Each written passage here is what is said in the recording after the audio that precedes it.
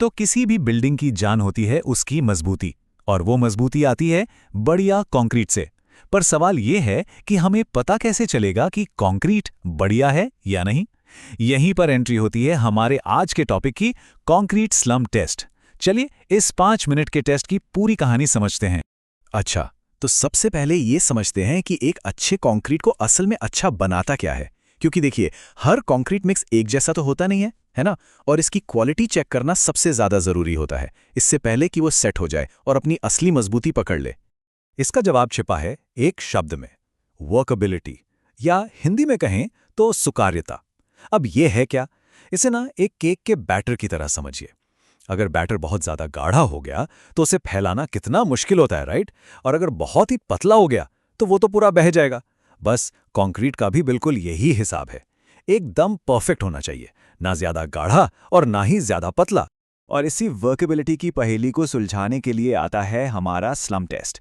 ये समझिए कि कंस्ट्रक्शन साइट पर कंक्रीट की क्वालिटी जांचने का ये सबसे आसान, सबसे तेज और सबसे कॉमन तरीका है। और हाँ, ये कोई जुगाड़ वाला टेस्ट नहीं है।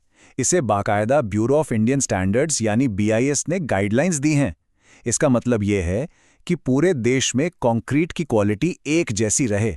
ये टेस्ट उस चीज को पक्का करता है।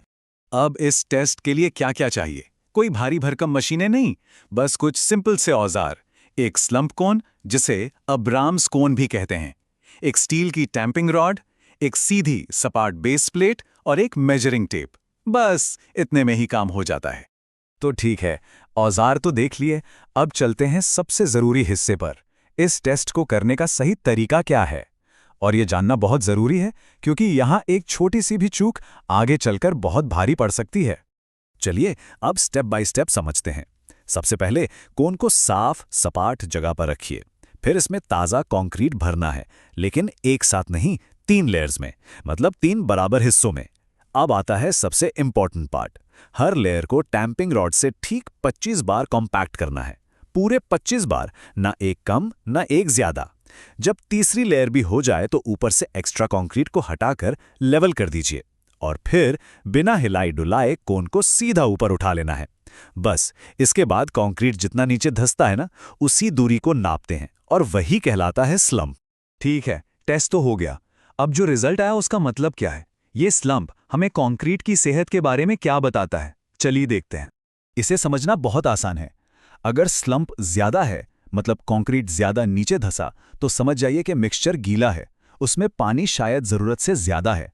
और अगर स्लम्प बहुत कम है, मतलब कंक्रीट लगभग अपनी जगह पर ही खड़ा है, तो इसका मतलब है कि मिक्स बहुत ज्यादा सख्त है, जिसे बाद में सेट करना मुश्किल होगा। लेकिन बात सिर्फ ऊंचाई नापने की नहीं है। कंक्रीट का शेप भी एक पूरी कहानी बताता है। देखिए, 3 तरह के स्लम्प होते हैं। पहला है ट्रू स्लम्प। इसमें कंक्रीट एक बराबर सिमेट्रिकली नीचे बैठता है, इसका मतलब है सब परफेक्ट है। दूसरा होता है शियर स्लम्प, जिसमें कंक्रीट का एक हिस्सा टूटकर साइड में खिसक जाता है। ये एक वार्निंग साइन है कि मिक्सचर में मजबूती की कमी है। और तीसरा, सबसे खतरनाक है कोलैप्स स्लम्प। इसमें तो कंक्रीट पूरी तरह ढहकर फैल जाता है, मतलब ये बैच तो सीधे सीधे रिजेक्ट है। अब सवाल ये उठता है कि इस प्रोसीजर को इतने ध्यान से करना आखिर इतना जरूरी क्यों है? वो इसलिए क्योंकि इसमें की गई आम सी दिखने वाली गलतियां आगे चलकर बहुत खतरनाक साबित हो सकती हैं।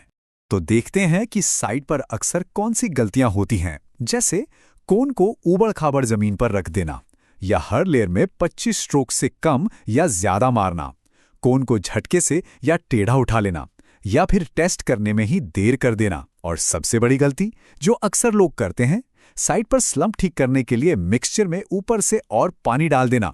ये कंक्रीट की क्वालिटी से सबसे बड़ा खिलवाड़। अब ये गलतियां भले ही मामूली लगें, पर इनके नतीजे वो मामूली बिल्कुल नहीं होते। इन गलतियों से होता क्या है? सबसे पहले तो कंक्रीट की जो फाइनल स्ट्रेंथ है वो काफी घट जाती है। फिर होता है सेग्रीगेशन, मतलब गिट्टी और सीमेंट का पेस्ट अलग अलग होने लगता है। इससे स्ट्रक्चर में हनीकॉम्बिंग यानी खाली जगहें बन जाती हैं, जो उसे अंदर से खोखला कर देती हैं। और इन सबका सीधा मतलब है एक कमजोर और कम टिकने वाली इमारत। तो कुल मिला के बात यह है कि एक गलत स्लम्प टेस्ट पूरे क्वालिटी कंट्रोल प्रोसेस को ही गुमराह कर सकता है। ये सिर्फ एक टेस्ट नहीं है, ये उस स्ट्रक्चर की मजबूती और उसकी लाइफ दोनों पर सीधा असर डालता है। तो आखिर में बस एक सवाल।